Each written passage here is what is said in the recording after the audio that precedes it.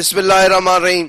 साईं सदाई करी मथे सिंध सुकार, दोस्त मिठा दिलदार आलम सब आबाद करी। तव्हांजे पंहिंजे पसंदीदा प्रोग्राम असांजी औताक ते आऊं आहियां अवांजो पंहिंजो मेज़बान मंज़ूर सीताई। ऐं जीअं त असांजो ही मोहबतुनि वारो मंच असांजी औताक महिमाननि सां ॾाढी सिंगार बि आहे ऐं दिलि घुरिया दोस्त मनो घुरिया महिमान असांजी हिन औताक ते ईंदा आहिनि। सुहिणा सुहिणा सुठड़ा सुठड़ा महिमान जेके पंहिंजो सन्यो न्यापो ऐं पैगाम ॾींदा आहिनि। ॾे तोड़े परॾे में रहंदड़ असांजा भाउर तोड़े भेनरूं उन्हनि पैगामनि खे अपनाइनि पिया। असांजे कल्चर सां गॾु तालीम जे हवाले सां बि असांजा महिमान जेके आहिनि ख़ासि तौर ते नियाणियुनि जी तालीम जे हवाले सां ॾाढा सुठा मैसेज ॾींदा आहिनि। ऐं ॾे तोड़े परॾे में रहंदड़ असां पंहिंजनि सिंधी भाउरनि खे चवंदासीं त पंहिंजनि घरनि में सिंधी ॿोली ॻाल्हाइनि, पंहिंजनि औलादनि खे सिंधी पढ़ाइनि। असांजी औताक ते हस्बे मामूल असांजी औताक ते रोज़ रोज़ नवां नवां महिमान। सभ खां पहिरियों असां महिमाननि खे भलीकार कंदासीं। अस्सलाम वालेकुम। वॾा वड़ वॾा कुर्ब असांजी औताक त साईं अॼु नवनि रंगनि सां ख़ूबसूरत महिमाननि सां सिंगारजी चुकी आहे। ऐं हाणे असां पंहिंजनि महिमाननि जो तव्हां दोस्तनि सां बि तारुफ़ कराईंदासीं। सिंध जो तमामु वॾो ब्रॉडकास्टर कंपेयर मुंहिंजो असांजो ॾाढो उस्ताद साईं ज़ुल्फ़कार हिसबाणी साईं। साईं भलीकार जीअं में चाहियूं तव्हां लाइ नेण विछायूं। तव्हांजा असां साईं पढ़ंदा रहा, तव्हां आहियो असांजा उस्ताद, असां तव्हांजा शागिर्द तालिब। ऐं हुन सां गॾु मेहर जा मिठा माण्हू साईं हिसबाणी साहब जो तालुक़ बि मेहर सां। मेहर जो माओ बि मशहूरु, मेहर जी मेहंदी बि मशहूरु ऐं मेहर जा मिठड़ा माण्हू उन्हनि जी छा ॻाल्हि कजे। सियासी समाजी शख़्सियत साईं अब्दुल गफ़ार अहिड़ी साहब खे भलीकार चऊं था। साईं भली आयो, जी आयो, ॻोठ मिट माइट यार दोस्त राज बाग सभु ख़ैर ख़ैर मौला ख़ुशि करे। ऐं हुन सां गॾु असांजो फ़कीर रामचंद खे बि असां भलीकार चऊं था। साईं ढोल फ़कीर जी यादगिरी आहे साईं, ढोल फ़कीर जी खाइजे त खाराइजे न त असलऊं न खाइजे। भलीकार बाबा भलीकार भलीकार। तव्हांजे भर में जेको असांजो एडवोकेट नौजवान वेठो आहे अमन नवाज़ भाउ खे बि असां भलीकार चऊं था। भाउ अमन नवाज़ ख़ुशि आहियो? ख़ैर चङा भला सभु ख़ैर दुआऊं। नौजवान जे भर में चाचो वली मोहम्मद ख़ासकी अली वेठो आहे, असांजो बहितरीन सिंध जो चंग नवाज़। हाओ साईं, तव्हांजी ॻाल्हि आहे सॼी सिंध में आयो ख़ुशि, ॿियो सभु ख़ैर। तव्हांजे भर में असांजो नौजवान वेठो आहे सदाकत हुसैन शेख साहब, अदा ख़ुशि आहियो? ख़ैर चङा भला, तबियत सिहत सही आहे? ऐं असांजो बाजे नवाज़ वेठो आहे भाऊ शमीर अलीअ खे असां भलीकार चऊं था। बाबा ख़ुशि आहियो भाउ शमीर? चङा भला, ख़ैर ख़ैरियत लॻी पई आहे। ऐं असांजो बहितरीन चंग नवाज़ हुनजो वाल साहब बि चंग नवाज़ हुयो सिंध जो नामवर। हा साईं, साईं जो वॾो नालो आहे भाऊ अली नवाज़ रुंजा साहब। ख़ुशि आहियो? ख़ैर चङा भला, तबियत सही आहे? ॿियो सभु ख़ैर आहे? मौला ख़ुशि करे। सिंध जो बहितरीन नामवर गुलकार असांजी अॼु हिन औताक ते महिमान थियो आहे। असां बरकत फ़कीर खे भलीकार कंदासीं। बाबा बिस्मिल्लाह आहियूं, बिस्मिल्लाह आहियूं। अॼु तव्हांजे अचण सां असांजी औताक खे 4 चंड लॻी आहिनि साईं। हाओ कुर्ब जा कदम भरे आया आहियो। असांजूं अखियूं पाण ओसीअड़े में हूं त बरकत फ़कीर खे असां पंहिंजे महफ़िल में ॾिसूं। ऐं साईं असांजो ज़ुल्फ़कार हिसबाणी साहब खोड़ न्यापा कयासीं त बाबा असां पंहिंजी औताक सजायूं वेठा आहियूं। साईं नसीर मिर्ज़ा साहब आयो, साईं असांजो बलोच साहब आयो, मोहम्मद अशरफ बलोच साहब।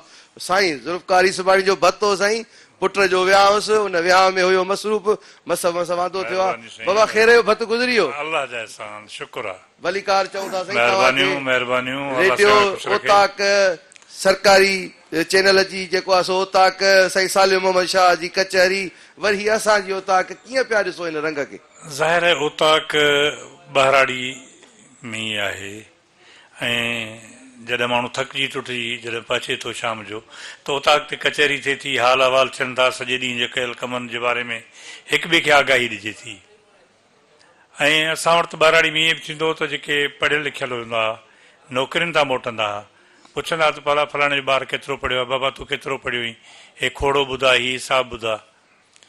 ऐं इन सां इहो थींदो त जेके अॼु शहरनि में रहूं था या नौकिरियुनि में आहिनि या जेके पढ़ियल लिखियल आहिनि, इहे उन औताक जो नतीजो आहिनि जो उन औताक में वेही पोइ ज़ाहिर आहे वालदेन चवंदा त फलाणे जो ॿारु पढ़े थो, बणा असांजो ॿारु नथो पढ़े, भरी महफ़िल में 4 माण्हू खिलनि था, रीस थींदी, हिकिड़ी सोच ईंदी, सुठी सोच ईंदी शऊर ईंदो त औताक असांजे लाइ त वॾी काराइती रही आहे। ऐं ख़ुशी जहिड़ी ॻाल्हि आहे त मेहरान टेलीविज़न तां बि हैदराबाद मां असांजी औताक जे नाले सां तव्हां ही कल्चरल शइ इंट्रोड्यूस कई आहे ज़ाहिर आहे त ॾेह तोड़े परॾे में हिनखे ॾिसनि पिया सभु ख़ुशि थींदा ऐं इहा औताक हुजणु खपे जंहिंमें सुगड़ बि अचनि, अदीब बि अचनि, शाइर बि अचनि, ॾाहा बि अचनि, वकील बि अचनि, सियासी समाजी शख़्सियतूं बि अचनि। तव्हां जहिड़ा महान महिमान असां फ़क़ीर माण्हू आहियूं, असीं धरती जा नंढड़ा बितर आहियूं। तव्हांजो वॾो रुतबो कयो आहे साईं। साईं सियासी समाजी शख़्सियत मेहड़ जो माओ मशहूरु, मेहड़ जी मेहंदी मशहूरु, मेहड़ जो घंटा घर मशहूरु, मेहड़ जा माण्हू साईं ॾेह तोड़े परॾेह में मशहूरु। हाओ साईं अहिड़ी साहिब तव्हां कीअं पिया ॾिसो असांजे हिन सकाफ़ती औताक खे? मेहड़ में बि औताकूं आहिनि या रुगो सियासी औताकूं बचियूं आहिनि वञी? साईं सभ खां पहिरियां त मां मुबारकबाद ॾियां थो तव्हांखे, तव्हांजे डायरेक्टर खे, तव्हांजी पूरी टीम खे, जंहिं अहिड़ो ख़ूबसूरत हिकिड़ो माहौल सजायो आहे। औताकूं असां सिंधियुनि जे कल्चर जो हिसो रहियूं आहिनि। औताकूं सिर्फ़ु औताकूं न हुयूं, कंहिं दौर में औताकूं कम्यूनिटी सेंटर जो कमु कंदियूं हुयूं। ॻोठ जे चङे वटि जेका औताक हूंदी, वॾी औताक हूंदी, जेतिरी औताक कुशादी हूंदी ओतिरी उनजी दिलि बि कुशादी हूंदी। उन्हनि औताकुनि में न सिर्फ़ु ॻोठ जा माण्हू पर परदेसी जेके उतां गुज़र थींदो हुयो, जेकॾहिं उन्हनि जो सिजु लहंदो हुयो त उहे उन्हनि औताकुनि में तरसी पवंदा। वरी ज़िंदा दिली इहा हूंदी त उन ॻोठ जा माण्हू सभु उन ॾे मानियूं टिकियूं सूखड़ियूं खणी अचे पहुचंदा ऐं ख़ुशि थींदा, हिक ॿिए खे नियापा कंदा। अॼु बाबा औताक में महिमान आयो आहे, अचो त उन महिमान सां कचहरी कयूं। उन महिमान सां उन जे बारे में, उन जे घर जे, उन ख़ानदान जे बारे में, उन जी क़ौम जे बारे में हर क़िस्म जी कचहरी थींदी ऐं हिकिड़ो ख़ूबसूरत माहौल पैदा थींदो। दोस्तियूं थी वेंदियूं, दोस्तियूं उन्हनि जूं वरी अचण वञण मुख़्तलिफ़ इलाइक़नि जा माण्हू पाण में ईअं राब्ते में अची वेंदा। जी साईं, असां जीअं त सिंधी महिमान नवाज़ी में मशहूरु आहियूं। सिंध जूं कई शख़्सियतूं आहिनि, कई औताकियूं आहिनि जेके मशहूरु आहिनि। जीअं असांजे ख़ैरपुर नाथन शाह तालके में अला जमीर बख़्श जूने जी औताक, जी हा बिल्कुलु। त हाणे ॾिसो शाहनवाज़ जूने जो साहिबु, अहिड़ियूं कई मतिलबु शख़्सियतूं आहिनि। असां पंहिंजे तरह जी ॻाल्हि कंदासीं त उते छा सखावत आहे, उते छा महिमान नवाज़ी आहे। त ईअं ई जेको आहे सो तव्हां ही जेको मंच सजायो आहे, इहो इनशा अल्लाह ताला असांजी नई टही खे इन तरफ़ राग़िब कंदो ऐं उहे राग़िब थींदा, उहे सोचींदा, उहे सोचण ते मजबूर थींदा। तव्हां जहिड़ा आलिम अदीब अहिड़ो माहौल पैदा कंदा त नौजवान टही उन मां सिखंदी। इनशा अल्लाह ताला औताकूं वरी मचंदियूं। ऐं औताकूं ॾिसो, औताकूं असांजे लाइ दर्सगाहूं आहिनि। जेकॾहिं वॾड़ा कचहरी में वेहंदा हुया, उते जेका गुफ़्तगू थींदी हुई, उनजे लफ़्ज़ में इल्मु हो, उनजे लफ़्ज़ में अकुल हुयो, उनजे लफ़्ज़ में सोच सम्झ हुई। त इनशा अल्लाह ताला असांजो हे प्रोग्राम कंहिं न कंहिं मंज़िल ते पहुचंदो। सही सही। साईं फ़क़ीर रामचंद, अॼु त औताक खे साईं ढोल फ़क़ीर जा उहे लफ़्ज़ ॿुधायो जेके औताकी लफ़्ज़ आहिनि। खाइजे त साईं वाह, इहा असीं औताक जी ॻाल्हि अथव। बिल्कुलु इहा औताक न मां असां बि सिखिया आहियूं। 100 विञाइजे, साह न विञाइजे, 1000 विञाइजे, हाल न विञाइजे, लख विञाइजे, लछण न विञाइजे, पदम विञाइजे त प्रीत न विञाइजे, खाइजे त खाराइजे न त असुल न खाइजे, कमाइजे त खाइजे न त असुल न कमाइजे, रुसाइजे त परचाइजे न त असुल न रुसाइजे, भला लाइजे त निभाइजे न त असुल न लाइजे। वाह फ़क़ीर साईं, वाह वाह वाह वाह वाह वाह। ये साईं औताकन में ये सबक जेके औताकन में असां हासिल कया। बिल्कुलु पुराणी तहज़ीब जेका औताक असांजे सिंध हिन खिते जी, पूरी दुनिया असीं इन फ़क़ीरी रंग में अधु दुनिया घुमे वेठा आहियूं, पर जेको ही सकाफ़त सिंध जी आहे न, मेहमान नवाज़ी पूरी दुनिया में अहिड़ी शइ किथे बि न। जो पाण सगोरा जॾहिं निमाज़ पढ़ी फारक थी वेंदा हुआ त हिन ओभर तरफ़ मुंहुं मुबारक करे वेंदा हुआ कि असां बि पुछो सरकार ने माजरा छा आहे। चयूं त हेॾां हिकिड़ो सिंध मुल्क आहे, उते असांखे जन्नत जी ख़ुशबू अचे थी। जो जिते सचाई आहे न, जिते मेहमान नवाज़ी इंसान जो कदर आहे तो उते वो जन्नत जी खुशबू हूंदी। पर रामचंद ॻाल्हि ॾिसो कहिड़ी थो करे, आहे को हिते ज़ात पात को मज़हबी मतभेद। हीअ साईं असांजे लाल साईं जी औताक, हीअ मुर्शिद लतीफ़ जी औताक, हीअ सिंध जी औताक, हीअ असांजो पंहिंजो मित्र साईं, हे धरती धणी। बिल्कुलु साईं, वाह रामचंद, वाह जी ॻाल्हि की। सरकार जा ये लफ्ज़ हुया अची त मूंखे सुभान जन्नत अल्लाह, जी ख़ुशबू सुभान वलीउल्लाह पूरी दुनिया में जेतिरा सिंध में न किथे बि एतिरा कोन्हे। बिल्कुलु हाओ हाणे जेकॾहिं न सही मेह जे खीर में केरु पाणी थो विझे न त उन मेह जो कसूर न आहे, उन पाणी विझण वारो। वाह साईं, वाह जी ॻाल्हि लख जी ॻाल्हि साईं टंडो अला यार सही दरगाह वटाए फ़कीर सचल सरमत वाह वाह वाह वाह वाह वाह ढोल फ़कीर खे कीअं ॾिठी फ़कीर सॼो रंग फ़कीर तो साईं वठा। सां फ़कीर साईं से नंढे हूंदे तक़रीबन 1973 जी ॻाल्हि आहे, पाण ॻायूं पई लाउड हूंदा वाल्टी लाउड, उन ते असां पंहिंजे घर सुता हुआसीं, हिन जो आवाज़ मूंखे ॿुधुमि उन खां पोइ जीअं हिन रंग में आयासीं। वाह रंगिजी वई रंग में रंगिजी फ़कीर सां केतिरो अरसो करे रहे से फ़कीर सां बसि पोइ 80 खां वठी फ़कीर सां गॾु रहियासीं। वाह साईं वाह 80 खां वाह वठी साईं फ़कीर सां गॾु रहियासीं। यको फ़कीर जी सोबत में जी जी बिल्कुलु संगत में हा साईं वो हाणे असां बि भला कंहिं हलऊं वरी जेको आहे सो गुलकारीअ जे हा कंहिं साईं, बिल्कुलु ख़ूबसूरत जी, रंग हा ॾे साईं, हा। माई भाग्य जो पोटो वेठो आहे साईं। वॾो नालो हाओ हाओ हाओ भिट ते हा, वाह साईं, वाह वाह माई भागी सी सुभान सो हाणे असां बि ॿुधंदासीं बरकत फ़कीर खे। बाबा बरकत छा था ॿुधायो साईं ज़ुल्फ़कार हे एरी साहब हे रामचंद हे सॼी संगत बाबा साईं, ॾे थोरे परॾे में ॿुधनि पिया तव्हांजा परस्तार। अल्लाह नबी सभिनी खे सलामत शादाबाद रखे ऐं सभिनी खे दुआऊं याली मदद। साईं ज़ुल्फ़कार जहिड़ा माण्हू ऐं वॾी शख़्सियतूं आहिनि ऐं तमामु मोहबती माण्हू ऐं प्यार करण वारो माण्हू, सभु प्यार करण वारा माण्हू अल्लाह सभिनी खे सलामत रखे। ऐं मुंहिंजी ॾाढी जो लोकगीत साईं स्टार्ट कया थो। वाह वाह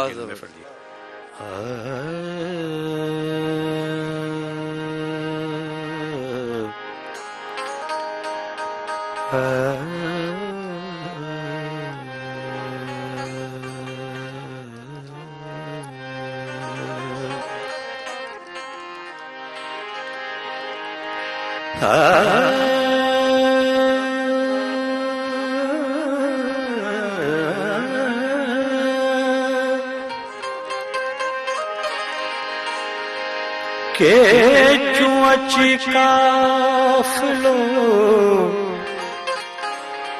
मूं वटि थियो महिमान,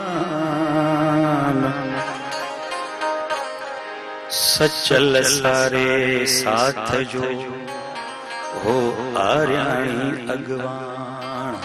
वाह साईं वाह सचल सारे साथ जो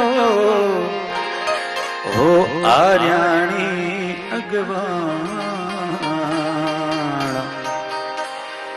मौला मेहरबान निधर निमाणी ते थियो।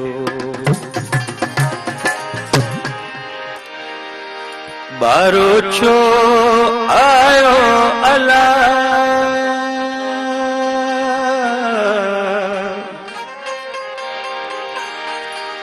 बारो छो आयो अला हो कोयारो आयो रब मेरे हो अला नर मुझो कोयारो आयो अला नर मुझो बारो छो आयो अला बारो छो आयो अला हो कोयारो आयो वो रब मेली वो अला नर मुझो कोयारो आयो अला जिजल मुझो बारो छो आयो।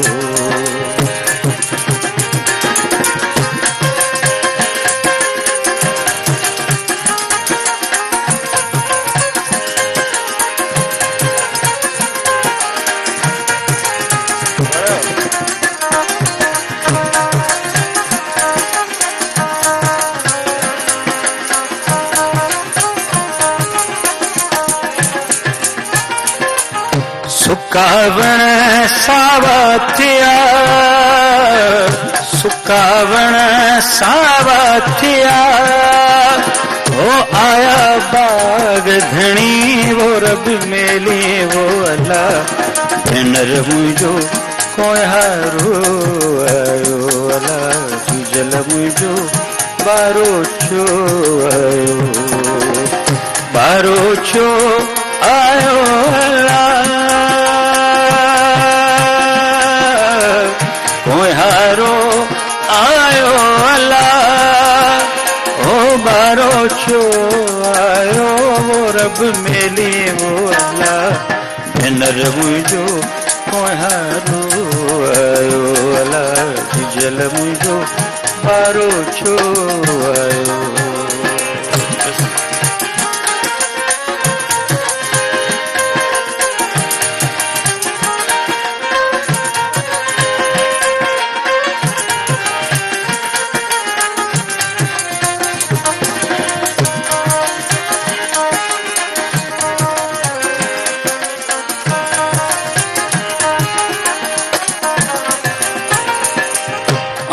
अहाँ जी आहिया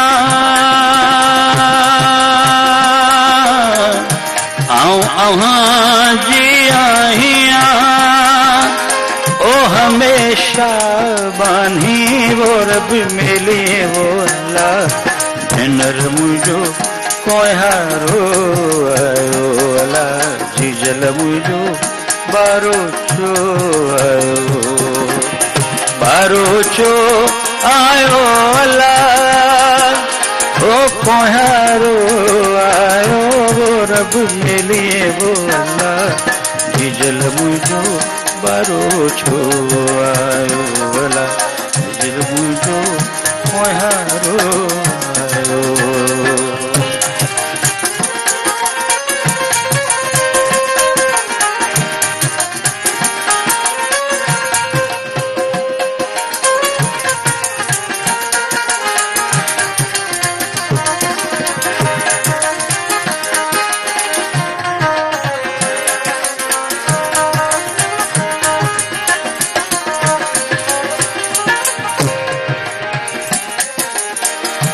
मूं अव्हां सां कोन कयो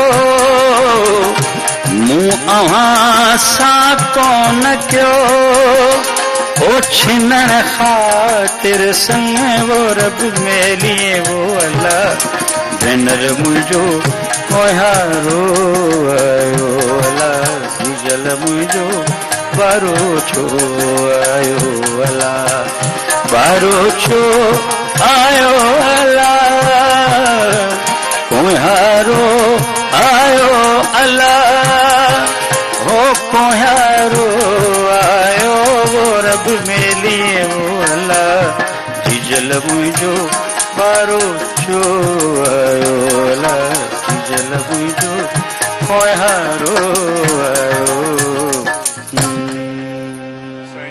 वाह साईं वाह वाह साईं वाह वाह।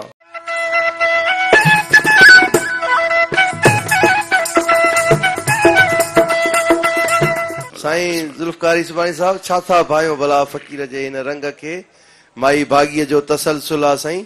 ऐं ॾिसो उन वक़्त में इन्हनि असांजे झूनड़नि फनकारनि केॾा कशाला कटिया हूंदा। हींअर त सभु सहूलतूं आहिनि उन दौर में त पाण में मिलणु मीडिया ते रेडियो ते टीवीअ ते अचणु अख़बारुनि में छपजणु इहो वॾो ॾुखियो कमु हूंदो हो साईं। साईं माई भाॻी असां ॾिठी असांजा ॾो ॻाए हुई रेडियो पाकिस्तान हैदराबाद ते ग़ुलाम सिंह शेख आबदा परवीन जो मुड़ुसु उन ई उनखे प्रूव कयो ऐं उन सां गॾु मुराद फ़क़ीर बि ईंदो हो। हिन वक़्तु बरकत कमाल आहे हिन जी आवाज़ में हे हिन वक़्तु ट्रिब्यूट पेश कई पंहिंजी ॾाॾी खे लेकिन ग़ज़ल जी गायकी में जेको हिन कमाल रखियो आहे बरकत मां सम्झां थो त ग़ज़ल एॾी ॾुखी ॻाल्हि आहे एॾी ॾुखी गायकी आहे जंहिं ते बीहणु तमामु ॾुखियो हूंदो आहे ऐं इहो कमाल बरकत रखी वियो आहे हिन खे ॾांहुं अची वियो आहे। तव्हां साईं रेडियो ते सदाकारी बि कई आहे ऐं न्यूज़ कास्टर बि रहिया आहियो ख़बरूं चारूं साईं समाचार ख़बरूं उहे बि पढ़ियूं कयूं अथव। इन रेडियो जे इन दुनिया खे कीअं था ॾिसो वरी इलेक्ट्रॉनिक दुनिया वरी प्रिंटिंग दुनिया इन इन फ़र्क़ खे कीअं तव्हां हाणे इहो फ़र्क़ु ॿुधाए छॾियमि त रेडियो पाकिस्तान हैदराबाद जो आवाज़ थर हुजे कोहिस्तान हुजे झर झंग हुजे वाहण वसंदी हुजे पहाड़ हुजनि हर जॻह ते पहुचे थो। जेकॾहिं रेडियो पाकिस्तान हैदराबाद न हुजे हा त हेतिरनि सारनि शाइरनि जो कलाम हेतिरा सारा फ़नकार किथां निकिरी अचनि हा। हीउ वाहिद इदारो हो जंहिं पहिरियों चकर जेका तव्हां ओताक मचाई वेठा आहियो सैयद सालिम शाह जमूर जो आवाज़ जे नाले सां तव्हां प्रोग्राम शुरू कयो। जमूर जो आवाज़ हली हली फतेह खान जी ओताक बणिजी वियो। उते बि कचहरी थींदी जिते अब्दुल करीम बलोच गंवर खान जो रोल कंदो, अब्दुल कबड़ो जानण जो रोल कंदो, सैयद सालिम मोहम्मद शाह ख़ुदि ॾाढो हूंदो ऐं हिननि सां गॾु असांजो मोहम्मद वश दाऊद पोटरो कमदार रहियो। उते खेती बाड़ी जी ॻाल्हि माना एग्रीकल्चर डिपार्टमेंट बि वेंदो, मौसम आहार थींदड़ फसलुनि ते बहस थींदो, उहे ॾस पता ॾींदा हुआ। उनखां अलावा तालीम जी ॻाल्हि थींदी हुई, मौसमी बीमारियुनि जे बारे में ॻाल्हि ॿोल थींदी हुई। त रेडियो पाकिस्तान ते हिकिड़ो वॾो हिकिड़ो किरदारु अदा कयो ऐं ॿाराड़ियुनि जे ओताकुनि में उहो रेडियो खोले वेही माण्हू ॿुधंदा हुया।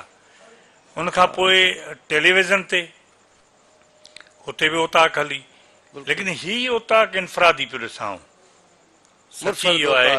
ऐं मुंहिंजी दुआ आहे त मंज़ूर सिंह अलाह सिंह खे कामयाबु करे अव्हांखे ऐं मुर्तज़ा जे ख़्यालनि खे, छो जो हीअ ओताक ॿिए रंग जी आहे ऐं इनशा अल्लाह ताला उहो लाभ ज़रूरु वठंदी, उहो लाभ ज़रूरु पिराईंदी जेको तव्हां खणी हलिया आहियो माण्हुनि जे ज़हननि में पंहिंजे कल्चर ऐं तालीम जे हवाले सां जाखोड़ियो था। महिरबानी साईं। साईं एरी साहब तव्हांजे मेयर जे मथां आहे काछो ऐं तव्हांजे वरी हिन जेको आहे सो भर थींदो वञी कचो, सो ओभर ऐं ओलह जी साईं बिल्कुलु। सो हाणे तव्हां कीअं पिया ॾिसो उतां जी तालीम खे, काछे जे तालीम खे? काछे में बुनियादी सहूलियतूं कोन, पाणी कोन, उते त मुंहिंजो पाण वञणु थियो आहे त उते त माण्हू तमामु हिकिड़ी ॾाढी ॾुखी ज़िंदगी था पिया गुज़ारनि। तव्हां कचे ऐं काछे जे तालीम ऐं बुनियादी सहूलियतुनि जे हवाले सां छा ॿुधाईंदव? साईं यकीनन शहरनि जी निस्बत उते जेके सहूलियतूं तमामु घटि आहिनि, इन खां त को बि इनकार नथो करे सघे, पर उन जूं कुझु वजहियूं बि आहिनि। कुझु उन में माना हिकिड़ो त उन्हनि इलाइक़नि जी जेका बीहक आहे उहो बि उन में विच में अचे थो। जेकॾहिं हिकु तरफ़ जाबलू इलाइक़ो आहे, हिकु तरफ़ कचे जो इलाइक़ो आहे, जितां जी ज़मीन अहिड़ी आहे जिते रोड नथो ठही सघे, जिते वारी आहे, या हिकिड़ो दूर दराज़ इलाइक़ा आहिनि, यकीनन उते खोट आहे, उते डेवलपमेंट जी ज़रूरत आहे। गवर्नमेंट खे उन तरफ़ तवजो ॾियणु खपे। पर तंहिं हूंदे बि मौजूदा दौर में शऊर जो दौरु आहे, इल्म जो दौरु आहे, इंटरनेट जो दौरु आहे, उन जे थ्रू एतिरो शऊर अची चुको आहे जो जेकॾहिं गवर्नमेंट किथे न पहुची सघी आहे त उतां जी कम्यूनिटी डेवलपमेंट सिस्टम आहे हिकिड़ो, उतां जी कम्यूनिटी जा जेके नौजवान आहिनि उन्हनि कुझु न कुझु उते ॾिनो आहे। यकीनन समाजी तंज़ीमूं कुझु वारसी मालिकी ग़रीबनि मारूअड़नि पहिरें उगाड़े मज़दूरनि पोरियतनि जी कुझु पंहिंजी मदद पाण थी आहे। बिल्कुलु मां 2-4 महीना थियनि त मां का पोस्ट पढ़ी त हिकिड़ी औरत उञ विघे मरी वई, उहो हिकिड़े ॻोठ खां ॿिए ॻोठ पे वई, उहा पोस्ट बि ॾाढी वायरल थी। त अहिड़ी सूरत हाल आहे काछे जी साईं पाणीअ जे हवाले सां। उते जेको आहे सो पाणी जी त वॾी खोट आहे साईं, पाणी जी खोट आहे, पर पोइ बि गवर्नमेंट वसार उते पाणी पहुचाइण जी कोशिशि कई आहे। शाह गोदड़े ताईं पाणी पहुची चुको आहे। उनखां अलावा फरीदाबाद जे लॻु हिकिड़ा अहिड़ा बि ॻोठ हुया जिते रोड रस्ते न वञी सघिबो हो, ॿेड़ियुनि जे वसीले वञी सघिबो हुयो। त हाणे उते मोरियूं ठही वयूं आहिनि, पुल ठही चुकी आहे। हाणे कंहिं हद ताईं डेवलपमेंट थी आहे, पर उहा नाकाफ़ी आहे। यकीनन उते ज़रूरत आहे, अञा उन्हनि जी डिमांड आहे ऐं उहा पूरी थियणु खपे। असां बि गवर्नमेंट खे गुज़ारिश कंदासीं त इन्हनि अबोजनि जी मारूअड़नि जी सार लहनि। साईं रामचंद साहब जी साईं, कीअं शौक़ु थियो तव्हांखे? ऐं नंढड़े लाइ तव्हां त ॿुधायो त साईं ढोल फ़क़ीर जो आवाज़ तव्हांजे कननि ते पियो, तव्हांखे छिक थी, इहा रूहानी छिक बि हुई, इहा उस्तादी शागिर्दी जे रिश्ते वारी बि छिक हुई। तव्हांखे इहो इन धागे में अचणो हुयो, अची वियो। उनखां पोइ ज़िंदगीअ में लाह चाड़ा गमियूं ख़ुशियूं इहे सभु शयूं बि तव्हां ॾिसियूं। मायूसी थी आहे कॾहिं त मां कहिड़ी फील्ड में अची वियुसि? न ही साईं फ़क़ीर रंग आहे। ॾिसो न, ही ॾिसो साईं फ़ुकराई रंग आहे। कंहिं कबीर हिंदी में चयो आहे त जो मेरी भक्ति गाएगा न बहुत धिक्के खाएगा, जो मेरी भक्ति खोजेगा न भव सागर पार जाएगा। हाणे हिन खे कमाई जो ज़रियो जे कबो त पोइ हाणे हिन जो पंहिंजो सिस्टम आहे। हिन खे रूहानी रमज़ सां न, सुर में जागत सुर में सोवत, जो कुछ मांगे वो ही होवत। वाह फ़क़ीर वाह, वाह फ़क़ीर वाह। वाह फकीर सुर वाह। में जागत सुर में सोवत, जो कुछ मांगे वो ही होवत। सूरदास मेरा शाह कली है, और किसी की जरूरत नहीं है। प्यार नहीं है जिसको सुर से न, वो मूर्ख इंसान ही नहीं। वाह सही वाह, वाह सही वाह, वाह सही वाह, टुकड़ बाग सभिनी खे वणनि था, वाह। पर उन जी हद रखियल आहे। वाह सही वाह। मन हिन फन खे रोज़गार जो ज़रियो न बणाइजे, ज़रियो न बणाइजे। पर मन रूहानियत, रूहानियत, पंहिंजो जी, जी, सुकून, हाँ। पंहिंजी सकाफ़त, पंहिंजी जी, जी, सूफ़ियत, जी, जी। पंहिंजी सिंधियत, जी, जी, उन ख़्याल उन नज़रिए सां जीअं लतीफ़ सरकार सैलानी थियो, सॼी सिंध जो सफ़र कयईं ऐं सिंध जा जेके बि हिकिड़ा कहाणियूं हुयूं या हिकिड़ा किरदार हुया, उन्हनि खे पंहिंजे शाइरीअ में साईं बिल्कुलु लतीफ़ साईं पहुचाया। बिल्कुलु। जे लतीफ़ साईं न पहुचाया साईं कीअं पहुचंदा असां? बेशक, बेशक। मारवी कीअं पुचिया, ससुई कीअं पुचिया, बिल्कुलु। इहे सभु किरदार जेके हुया सही, सही। सिंध जा, सिंध जूं सूरमियूं, इहे असांखे लतीफ़ सरकार ॿुधायूं त ही फ़क़ीरी रंग बि लतीफ़ सरकार जी पेरोकारी आहे। साईं वतायो फ़क़ीर खे कीअं ॾिठव, कीअं ॿुधव, कीअं सम्झव, वताए जूं के ॿ चारि ॻाल्हियूं ॿुधाए संगत खे। वताए फ़क़ीर साईं दरवेश सुहिणे लतीफ़ सरकार खां बि पहिरीं जा हुया। सुहिणा लतीफ़ सरकार मुंहिंजे ख्याल में नंढड़ा हुया। वताए फ़क़ीर तमामु जेको 70-75 साल जो ॼमाल हुया। साईं शाह हबीब साईं सरकार वटि ईंदा वेंदा हुया। कंहिं मकालो शरीफ़ 1988 में कंहिं पढ़ियो वताए फ़क़ीर सेमिनार में, इहो को मकाले में उन पढ़ियो साईं कलंदर शाह लखियारी बादशाह से मकालो पढ़ियो।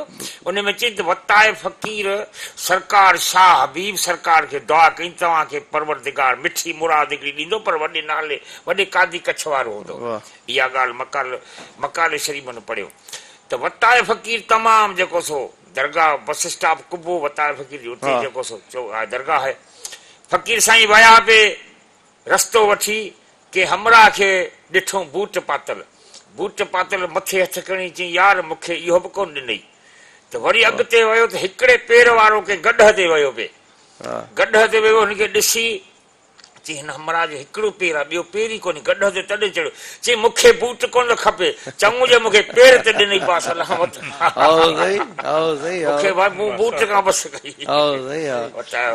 ॿी का वताए जी का मशहूर ॻाल्हि हुनजे इलाइक़े जा, उते त वॾा चटा थींदा हूंदा वताए फ़क़ीर जा। जी जी वताए फ़क़ीर विया पे के बाज़ार में त मिठाई वॾा दुकान लॻंदा आहिनि मिठाई मेलनि में, त वताए फ़क़ीर हिकिड़ो मिठाई वारो वॾा रंगीलूं मिठाइयूं रखियो वेठो, त उनखे काठी हुन अखियुनि में। चई बाबा ॾिसी पियो छा? चई बाबा ख़्यालु करो ॾिसां। चई पोइ ॾिसी पियो अहिड़ा माल छॾे वेठो। चई बाबा खाईंदुसि घर ख़राब किनो थींदो। चई पोइ मूंखे छॾ भला आऊं तो खायां भला, मुंहिंजो घर वॾो नुक़सान भला हिन दौर में वताए जे इन्हनि टोटकनि में का मिलावट त कोन थी आहे न? जेका बि आहे मंगी साहिब साईं को सेमिनार कयो, हुन किताब शाया थियल, जेके बि ॻाल्हियूं आहिनि साईं फ़क़ीर जी जेके बि आहिनि, साईं फ़क़ीर अलाह जो दोस्त हुयो। वताए फ़क़ीर अलाह जो दोस्त हुजत उहो कंदो जेको दोस्त कंहिंसां हूंदो न, दोस्ती हुजत थी साईं। त फ़क़ीर जेको अलाह जो दोस्त हो, उन अहिड़ी हुजत कई जेका सुभाणे अल्लाह। वाह साईं वाह, वाह साईं वाह। नौजवान तव्हांजे भर में वेठो आहे भाऊ अमन नवाज़ एडवोकेट, कीअं पिया ॾिसो हिन समाज खे, मुआशिरे खे बुरायूं वधी वियूं आहिनि, चङायूं करण वारा माण्हू घर वञी सुम्ही पिया आहिनि, मायूसियूं वधी वियूं आहिनि, नौजवाननि में को उत्साह, को जज़्बो, को पढ़ण जो, लिखण जो, अॻिते वधण जो, को दुनिया सां कुल्हो कुल्हो में मिलाए हलण जो को आहे बि, या बसि सभु को सुस्त थी वियो आहे? महिरबानी साईं, पहिरियों त तव्हांखे लख लख मुबारकूं जो तव्हां हैदराबाद जहिड़े शहर में हिकिड़ो ओताक ठाहे वेठा आहियो, ऐं ओताक असांजे ओताक जे नाले सां अहिड़ो प्रोग्राम था शुरू कयो आहे साईं। सिंध जूं ओताकां सदा वसन। असां किताबनि में पढ़ियोसीं, ओताकूं त हाणे तक़रीबन बहरहाल मां ख़तम थी वियो आहिनि। वरी हाणे मेहरान टीवी हिकिड़ो ई पैगाम खणी हली आहे। हाणे उन पुराणियूं जेको ओताकूं हूंदियूं, पोइ वॾड़ा वेहंदा, नंढा बि वेहंदा, उते गुजारतूं थींदियूं, पोइ उते शाइरी थींदी, इल्म अदब फ़िक्र जो हिकिड़ो फ़लसफ़ो उन ते ॻाल्हाइबो। ओताकू जेके हूंदियूं दर्सगाह हूंदियूं, छो जो तव्हां ॾिसंदा अॻे दौर जा माण्हू एतिरो तइलीम कोन हुई, पर तव्हां उन दौर जो जेकॾहिं 5 पढ़ियल को माण्हू था वेही करे कचहरी कंदा, अॼु जो BA खां बि वधीक अदब सां लाॻापियल माण्हू आहे उहे, त ओताकुनि बिल्कुलु डिग्रीअ खां मथां कमु हो। छो जो ओताकूं जेके ओताकुनि सिंध खे जेको कुझु ॾिनो, उहो अॼु जो जेको कॉलेज यूनिवर्सिटियूं में न ॾेई सघियो आहे। ओताकूं असांजो ई सकाफ़त जो हिसो आहिनि। नौजवान पढ़े थो, वधे थो, या सोशल मीडिया ते सुस्त थियो वेठो आहे बस। न साईं, नौजवान खे पढ़णो ई पवंदो। दुनिया एॾी सारी जेको आहे हाणे त 5G अची वई आहे, असां 5G में दाख़िल थी चुका आहियूं। इंटरनेट जो दौर आहे, इलेक्ट्रॉनिक मीडिया जो दौर हिकिड़ो हले थो। सोशल मीडिया ते तव्हां अॼु हर माण्हू साफ़ ई थी वियो आहे। हर माण्हू पंहिंजे खीसे में हिकिड़ो मोबाइल जेका एंड्रॉइड रखी वेठो आहे, हुन ते माना सॼो कमु जेको आहे करे थो। समाज जी का बुराई हुजे, कंहिंसां का चङाई करणी हुजे, जेका बि शिकायत आहे उते अची थी वञे। नौजवान खे जेको आहे पढ़णो पवंदो, छो जो दुनिया असां खां तमामु घणी अॻिते निकिरी चुकी आहे, तेज़ीअ सां निकिरे पई। त असांखे इल्म अदब ऐं फ़लसफ़े जे तरफ़ जेके साइंटिफिक असांजी जेका सोच आहे उन तरफ़ असांखे मुतवजो थियणो पवंदो। कुझु कंहिं हद ताईं नौजवान असांजो उन तरफ़ वञे बि थो पियो, पर अञा हिनखे जेको आहे वधीक जी ज़रूरत आहे त नौजवान इन इल्म अदब वकीलनि में अलाह कयो त ॾाढो वाधारो अची वियो आहे। अॻ में को माण्हू वकील थींदो, हाणे त जेको आहे सो 5 भाइर आहिनि त 5 ई वकील, अधी आहे त उहा अधी बि वकील। एॾा मसइला वधिया आहिनि, कोर्टूं वधियूं आहिनि, या रुगो वकालत वारो पेशो वधियो आहे। साईं इहा त सुठी ॻाल्हि आहे, इहो त तव्हांखे ख़ुशि थियणु खपे जो हर घर में जॾहिं वकील पंहिंजो हूंदो त इंसाफ़ असांखे तकिड़ो मिलंदो आहे। मिले थो या नथो मिले, इहा गरीब खे मिले थो, गरीब अमीर लाइ त सभु कुझु आहे, इंसाफ़ हर शइ आहे। गरीब खे बि त कुझु मिले न साईं। काश साईं ईअं हुजे जेतिरा असांजा गरीब वीचारा त अदालतुनि जा चकर, वकीलनि जूं फीसूं, असांजो हेठियो तबिको त पीड़िजी वियो आहे सिंध जो। साईं उहा ई ॻाल्हि पियो कयां, काश जेतिरा वकील वधिया आहिनि एतिरो इंसाफ़ असांजो सस्तो थिया ऐं गरीब जी पहुच ताईं हुजे हा त केॾी न ख़ूबसूरत ॻाल्हि हुजे हा। केतिरो न माण्हुनि खे जेको आहे उहो ख़ुशी थिए। तव्हांजी ॻाल्हि वांगुरु त पोइ हर माण्हू जॾहिं वकील थिए तॾहिं के मसइला घटिजनि। साईं बिल्कुलु उहा ई ॻाल्हि कयां पियो त हर घर में पंहिंजो वकील हूंदो त इंसाफ़ जी फराहमी जे लाइ कुझु न कुझु हुनजी जेका जाखोड़ जारी रहंदी। बाक़ी त तव्हां पाण ॾिसो था असांजे समाज में केतिरे हद ताईं जेके बुरायूं आहिनि, नंढड़ा असांजा जेके ॿार आहिनि उहे बि महफ़ूज़ न आहिनि अॼु जी हिन दुनिया में।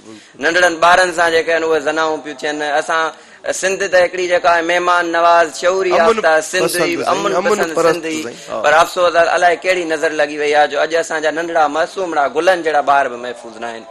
असांजो इहो जेको ओताकुनि जो न हुजण जो बि हिकिड़ो कारण आहे जो सोशल डिस्टेंस थी वियो आहे, हिक ॿिए खां परे थी विया आहियूं, ॾुखनि खां परे, सुखनि खां परे, परेशानियुनि, पंचायतुनि, हर शइ सॾ बत खां। हाणे हो जेकॾहिं हुनखे शादीअ जो कार्ड व्हाट्सअप थो करे त हो 500 जो नोट थो व्हाट्सअप करे, सॼो थी वियो। असल असां चाहे त हाणे हिकु कमरे में वेठा आहिनि सभु, अॻे ईअं हूंदो त कमरे वेही करे कचहरी थींदी, पर हाणे कमरे में वेठा आहिनि, हर कंहिंखे पंहिंजी मोबाइल हथ में आहे। नंढनि खे वॾनि सां वेहणु घुरिजे, उन्हनि जी सोबत इख्तियार करणु घुरिजे, उन्हनि मां कुझु सिखणु, कुझु पिराइणु घुरिजे। बानसीब इहो अदब असांखे वॾनि सां गॾु वेहण में थो नसीब थिए। बिल्कुलु साईं, वॾड़ा त वॾड़नि जो जेको असां खणी इल्मु केतिरो पढ़ी वठूं किताबनि में, पर जेको वॾड़नि जा तजुर्बा आहिनि उन्हनि मां असां घणियूं शयूं सिखंदा आहियूं। हू उन्हनि जे तजुर्बनि वारियूं ॻाल्हियूं ॿुधाईंदा आहिनि।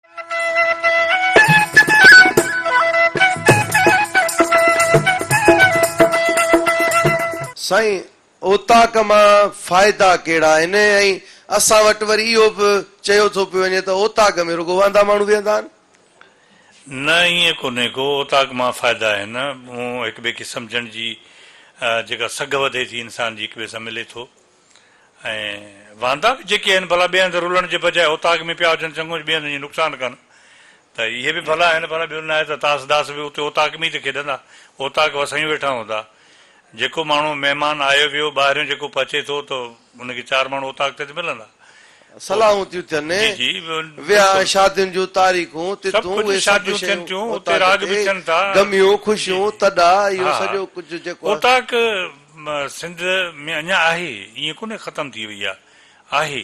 साईं तव्हांजो न पंहिंजे पुटड़े जी शादी कई, तारीख़ किथे वधो, ओताक में या घर में वेही?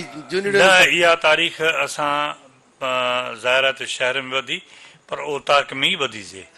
हा बिल्कुलु, ईअं थो थिए। ॼणनि खे विहारे त हीअ तारीख़ तय कयूं त शादी कहिड़ी जाइ ते कजे, छो जो शहरनि जी शादी त वरी हालनि में थिए थी, बहिराड़ी जी शादी ओताक में। जेके असांजे बहिराड़ियुनि में शादियूं त खटूं खणंदा हुआसीं, हंध खणंदा हुआसीं, वरी उन्हनि ते नाला लिखंदा हुआसीं। बिल्कुलु नाला। अॼु बि जेकॾहिं मूं काज हिते वॾे शहर में कयो आहे त अॼु बि मां बिल्कुलु शहर बिस्तरा कया में शादी हाल में त बिस्तरा कया आहिनि ॻोठ जा माण्हू काॾे वेंदा ॻोठ जे माण्हुनि जे लाइ तव्हां ॻोठ जा माण्हू उन्हनि खे बिस्तरो खपे खट खपे खट खपे जी साईं बरकत फ़क़ीर ॾे हलूं भला जी साईं ऐं सुहिणो सिंध जो फनकार वेठो आहे साम्हूं बेशक ऐं तव्हांजो दीदार पिया था वठूं साईं हाणे वाह वरी साईं, दिलि वाह, थी पई वाह। चए त तव्हांखे ॿुधूं बि माशाअल्लाह। महफ़िल सॼी ॿुधे हे साईं असांजो ज़ुल्फ़कार साहिब हेरी साहिब हे रामचंद हे दोस्त नौजवान हे सभु वेठा आहिनि बिस्मिल्लाह बाबा छा था ॿुधायो सुभान अल्लाह साईं हाणे साईं ज़ुल्फ़कार साईं वेठो आहे तो असांजो रूह राज़ी बि थिए साईं अब्दुल करीम पली साहिब जो हिकिड़ो गज़ल तव्हां वाह सही आहे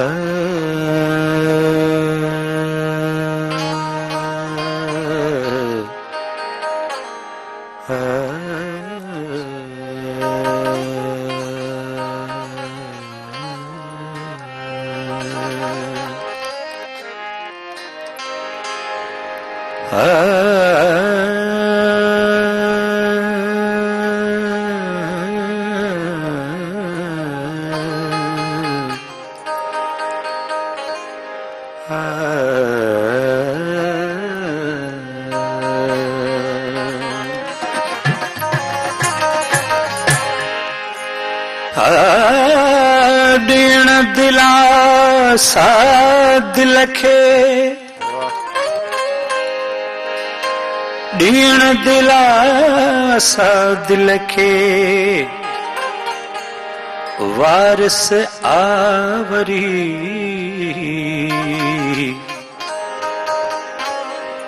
कालिब तुंहिंजो तो बिना वींदो तामरी थींदी गाल गरी जे सुध न लहंदे सूरजी एकर जे गॾजन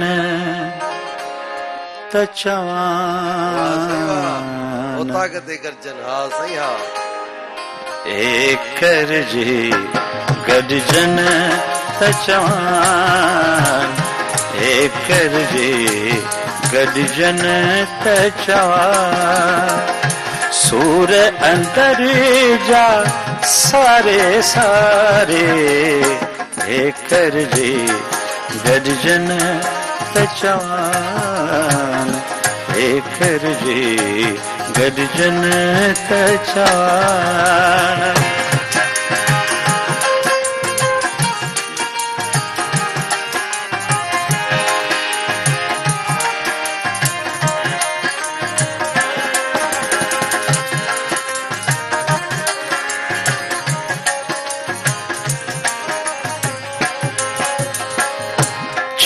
छा वञण जे वक़्तु चयाऊं केॾा दिलासा दिल खे ॾिनाऊं छा वञण जे वक़्तु चयाऊं केॾा दिलासा दिल खे ॾिनाऊं कहिड़ा कौल करार हुया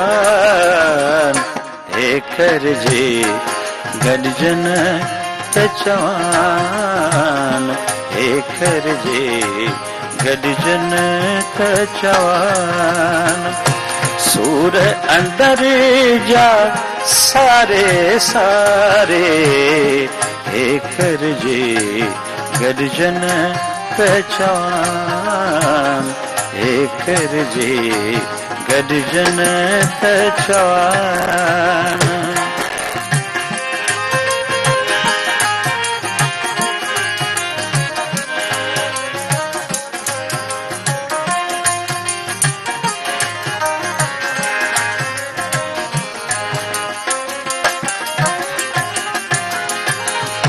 साथ छिनी तोड़े सांगा वेही रहा थी बिन महंगा साथ छिनी तोड़े सांगा वेही रहा थी बिन महंगा वेड़े वहम वॾा के विया हे करजे गॾजन त जवान हे करजे गॾजन त जवान सूर अंदर जा सारे सारे हे करजे गॾजन त जवान हे करजे गॾजन त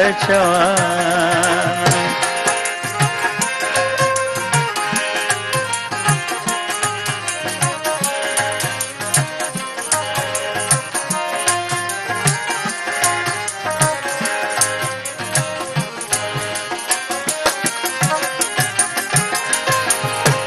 सूर करीम न कैसा सलबा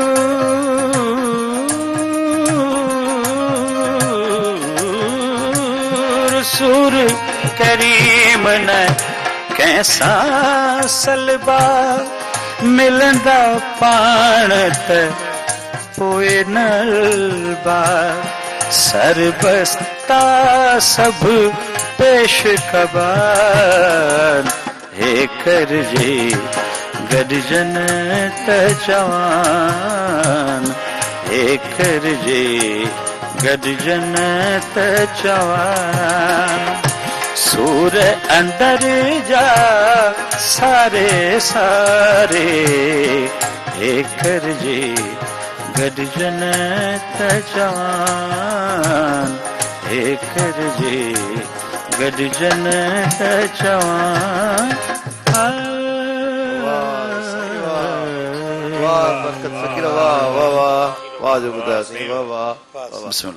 साईं ज़ुल्फ़कार इस्मानी साहब असांजे हिन असांजी औताक जे मंच तां कहिड़ो मैसेज ॾींदो न्यापो सन्यो ॾे हथोड़े परॾे अमेरंदड़ सिंधी भाउरनि भेनरुनि जे लाइ साईं ज़ाहिर आहे त ही प्रोग्राम मेहरान टेलीविज़न वसीले ॾे हथोड़े परॾे में ॾिठो पियो वञे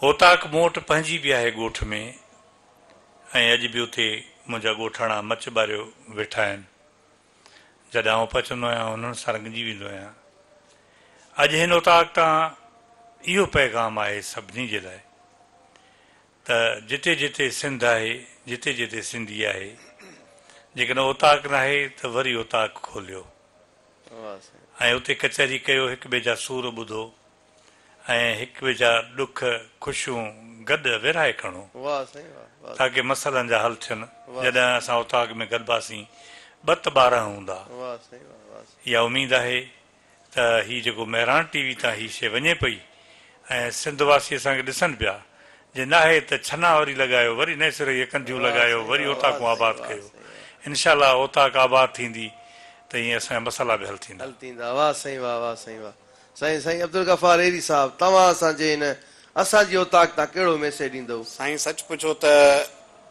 हिते पहुची ऐं असां घणो पोइते हलिया विया आहियूं पंहिंजे ख़्यालनि जी सहरा में त वाक़ई बि हीअ औताकूं जेके हुयूं मोहबत जूं उञाण हुयूं उहे जेतोणीकि घटि थी वियूं आहिनि पर ख़तमु न थियूं आहिनि जीअं इस्बानी साहिबु चयो त ख़तमु न थियूं आहिनि यकीननि ख़तमु न थियूं आहिनि पर उन्हनि जो फॉर्मेट तब्दील थी वियो आहे हाणे उते टीवी लॻल आहे टीवी ॾिसजे थी उते जीअं अॻे ॻाल्हि कई त मोबाइलुनि जो इस्तेमालु थिए थो थियणु खपे नए दौर महिमान अचे थो त पुछे थो वाई फाई लॻल आहे या चार्जर घुरे थो चार्जर आहे पर ॾिसो पंहिंजी दिलुनि जा दरवाज़ा खोलणु खपनि पंहिंजी औताकुनि जा दरवाज़ा खोलणु खपनि जीअं ॾिसो कॾहिं बि तो ते दवार दिल जा न ॿुट बा तूं भली हली आ भल उड़का अला तॾहिं बि हूंदा मथां चवी आजिया न थींदी त इन शेर जीअं असांखे पंहिंजी दिलुनि जा दरवाज़ा पंहिंजी औताकुनि जा दरवाज़ा खोलणु खपनि ऐं ॾिसो तव्हां औताकूं बंदि थियण खां पोइ होटलिंग वधी वई आहे सही था चओ ऐं होटल ते नौजवान जो वेहण जेतोणीकि सिर्फ़ बज़ाहिर चांहि पीअणा पर उते मुख़्तलिफ़ घणियूं बीमारियूं नज़र थियूं अचनि उते तव्हां जिस्मानी ऐं रूहानी नफ़्सियाती नज़रियाती तौर उते नौजवान जेको आहे पस्ती में थो वञे। बिल्कुलु बिल्कुलु। त इहो असांखे ॾुख अफ़सोस ॾुख इहो थींदो आहे त मुख़्तलिफ़ तंज़ीमुनि जूं मीटिंगूं बि होटलनि ते थियनि ऐं मुख़्तलिफ़ तक़रीबूं रूहरियाणियूं सालगिराहूं किताबनि जूं महूरतूं बि हाणे होटलनि ते थियूं थियनि। होॾो गाना फिल्मूं ड्रामा पिया हलनि, हेॾो वरी असां किताब खणी वेठा आहियूं। सो ॻाल्हि इहा आहे त जेकॾहिं हर ॻोठ शहर में का सकाफ़ती ओताक हुजे त ओताक खां वधीक ॿियो कहिड़ो मर्कज़ थी सघे थो अहिड़ियुनि तक़रीबुनि जो जिते अहिड़ियूं तक़रीबूं। असांजो सिंधी माण्हू 3 कलाक अधु कोप चांहि ते विञाए थो छॾे। छा चवंदो अहिड़नि माण्हुनि जे लाइ जेके ॿार न पढ़ाइनि, जिन जूं घर वारियूं अंबड़ियूं अतड़ियूं बाला बारा कनि, हो वेठियूं उते फुटियूं कनि ऐं हो वरी बि ॾाढो जॻह ते चाढ़ियूं, छह के वटि ॾियूं, होटल ते वेठा आहिनि, अधु कोप चांहि ते पंहिंजे 3 कलाक विञाए पिया छॾनि। मुख़्तसरन चवणु हाणे तव्हां अदीब ॾाहा आहियो, साईं वेठा आहिनि, सभु दोस्त वेठा आहिनि, इन्हनि खे उन्हनि नौजवाननि खे इहो पैगाम ॾियणु खपे त थोरो पाण में तब्दीली अचणु खपे। जॾहिं दुनिया तब्दीली जी तरफ़ वञे थी पई ऐं पूरी दुनिया में हिकिड़ो शऊर जी नई हिकिड़ी उमंग आई आहे त असां वटि बि आई आहे। ईअं न आहे असांजो नौजवान सफ़ा वांझायल कोन्हे। अॻे तव्हां ॾिसो असांजे कमीशन जे इम्तिहाननि में तमामु थोरा नौजवान वेहनि था, हाणे कमीशन जे इम्तिहाननि में तमामु जजे मिक़दार में नौजवान वेहनि था। हाणे ॻोठनि खां नौजवान पढ़ण जे लाइ वॾनि शहरनि जो रुख़ कनि था। नौजवाननि खे नंढनि शहरनि में लाइब्रेरियुनि जी सहूलियत न आहे तो सिर्फ़ु लाइब्रेरी खे अटेंड करण जे लाइ हैदराबाद में अची रहे थो। भई छो चवंदा कयां त सेल्फ स्टडी थो, पर लाइब्रेरी असांजे ॻोठ में न आहे। मां हिते जेको आहे सो सिंधी लैंग्वेज शहरनि में हुजण बि ज़रूरी आहे। जीअं ओताक जो हुजणु ज़रूरी आहे तीअं लाइब्रेरी। साईं फ़कीर रामचंद साहिब, मां सम्झा थो जे हिन दौर जो वतायो हुजे हा त इहे होटलुनि ते वेठल माण्हू ॾिसी थाणे ते वञे अचे इन्हनि खे त ॿधो। इहे वक़्तु पिया था विझाइनि ज़ालिम पिया, न पढ़नि था, न जेको औलाद था पढ़ाइनि, न कुझु कनि था। इन्हनि जूं औरतूं वीचारियूं हार पा कनि। अहिड़नि माण्हुनि जे लाइ इहा को पैगाम ॾियो तव्हां हिन महिराण जे मंच। साईं महिराण जे मंच सां पैगाम इहो त असीं सभिनी खे हथ ॿधी चवंदमि, पर ख़ुदा पंहिंजे औलाद खे पढ़ायो, नशनि पसनि खां परे रखो ऐं वॾनि जी सोहबत में जेको अव्हां जो ॿारु जेको सुधरी वॾो माना जेको वण थींदो। नौजवान तव्हां एडवोकेट, तव्हां छा मैसेज ॾींदव भाऊ अमन नवाज़? साईं मां इहो मैसेज ॾींदुमि पंहिंजे नौजवान साथियुनि खे त जेको आहे दुनिया मॉडर्न पई थिए, तव्हां बि मॉडर्न थियो। उन मॉडर्न शइ जो असां इनकार ई नथा कयूं, न असां इनकार कयूं था, न असां इनकारी आहियूं। असां चऊं था त जेके सकाफ़ती शयूं आहिनि, जेके असांजी सिंध जी सुञाण आहिनि शयूं, उन्हनि खे न विसारियो, उन्हनि खे यादि कयो, उन्हनि खे गॾु खणी हलो हिन नए माहौल में, उन्हनि खे बि मॉडर्न करण जी कोशिशि कयो। असांजो जीअं ओताकूं आहिनि, भला जेकॾहिं तव्हां हूअं ओताक में जेके आहिनि ॿियूं शयूं सभु रखो था, हुन में कल्चरल जेके शयूं आहिनि उहे बि रखो। तव्हां सुबुह हूअं कचहरी ईअं था वेही करे कयो, सुगड़ खे बि घुराए करे उन जूं बि शाइरियूं ॿुधो, त इहे जेके आहिनि असांजे उहे कल्चर खे असां रिवाइव करण में इन तरीक़े सां ई कामयाबु ईंदासीं। ऐं ॿियो मुंहिंजो मैसेज इहो हूंदो पंहिंजे सिंध वासियुनि जे लाइ, त हथ ॿधी तव्हां सभिनि खे मां इहो मैसेज पियो ॾियां त पंहिंजी जेके नियाणियूं आहिनि, ख़ुदा नियाणियुनि खे पढ़ायो। मर्द पढ़ियो, फर्द पढ़ियो, न्याणी पढ़ी, खानदान पढ़ियो। तव्हां जेसि ताईं नियाणियूं न पढ़ाईंदव तेसि ताईं असां कंहिं बि शइ में तब्दील करण में नाकाम वेंदासीं। असांजो हिकिड़ो नौजवान पढ़ी करे, हिकु त असां वटि कबीलाई जहिड़ा एतिरा आहिनि, जो असांजो हिकिड़ो नौजवान पढ़ी अचे थो ऐं कबीलाई जहिड़नि में थींदो ईअं मारींदा ई उन नौजवान खे वञी जेको पढ़ियल लिखियल हूंदो, त उनजो सॼो सिस्टम ख़तम थो थी वञे। पर जेकॾहिं असांजी नियाणी पढ़ियल हूंदी त उहो सॼो खानदान उहो घर खे पढ़ाईंदी। त ख़ुदा पंहिंजूं नियाणियूं पढ़ायो, ऐं नियाणियूं पढ़ाईंदो तॾहिं असां तब्दीली आणण में कामयाबु थींदासीं। ऐं असांजूं जेके ही सकाफ़ती शयूं आहिनि, इन्हनि खे बि असां रिवाइव करण में कामयाबु थींदासीं। ॾाढो सुठो ज़बरदस्त मैसेज ॾिनो साईं। संगत पोइ हाणे मोकिलायूं था जाॾे पेर ताॾे खेर, पर वींदे वींदे बि साईं बरकत फ़कीर खां के मिठड़ा सुठड़ा बोल त ॿुधंदासीं। बिल्कुलु बिल्कुलु। आवाज़ खोसे जी हिकिड़ी भाई नज़र थो कयां। ज़बरदस्त।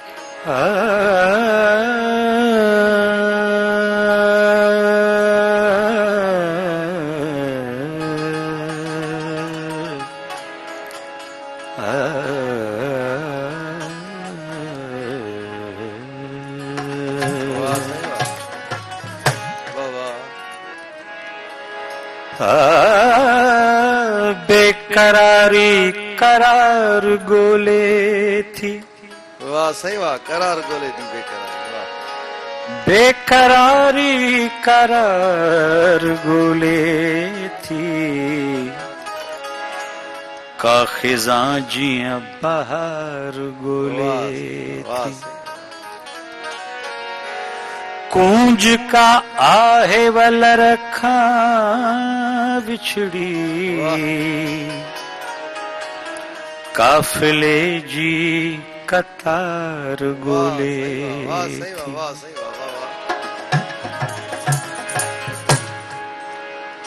तुही जी तन में तातल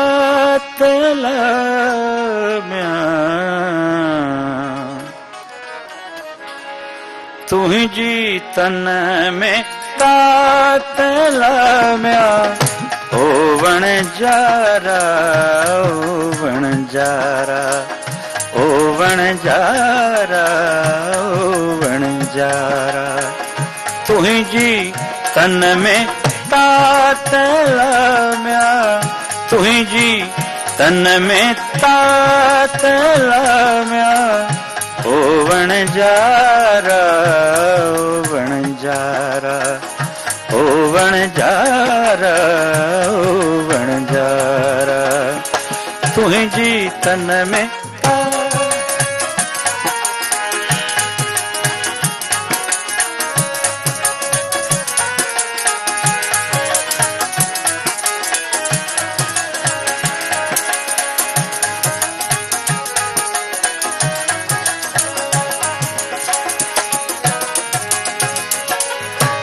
इझो सिज उभरियो आहे इझो सिज उभरियो आहे खुटण ते आरातल म्या खुटण ते आरातल म्या ओ वण जारा ओ वण जारा ओ वण जारा ओ वण जारा तुही जी तन में तातल म्या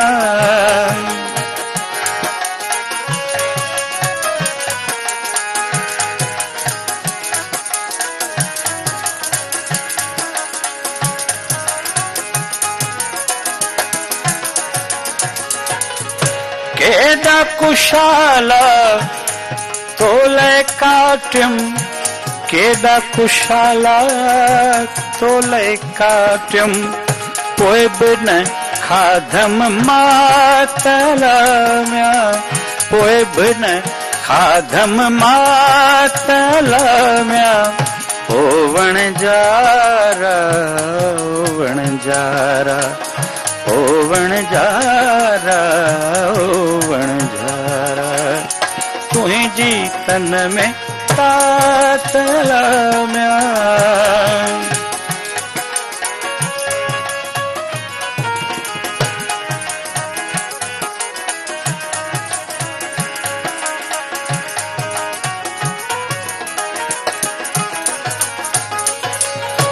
तू ही आही ख्वाब साजो तू ही आई ख्वाब साजो तू ही आई दातल म्या तू ही आई दातल म्या ओ वण जारा ओ वण जारा ओ वण जारा ओ वण जारा तुही जी तन में तातल म्या तुही जी तन में तातल म्या ओ वण जारा ओ वण जारा ओ वण जारा